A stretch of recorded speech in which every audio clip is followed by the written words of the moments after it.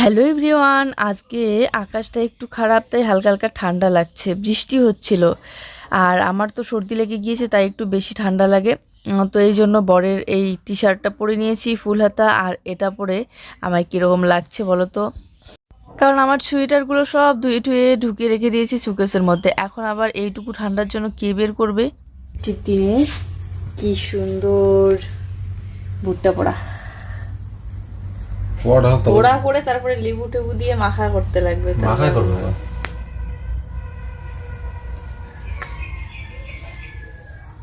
ইয়েটার মধ্যে ধরতে পারতা, ওইটাই তো পুড়তে পারত, ইয়ে করতো রুটি ভাজাটা আছে না, ওইটাই ভালো হয়।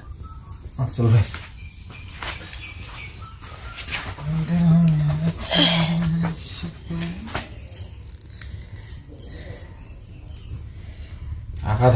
জুইকে ডাকি, টিউশনে দিয়ে আসি।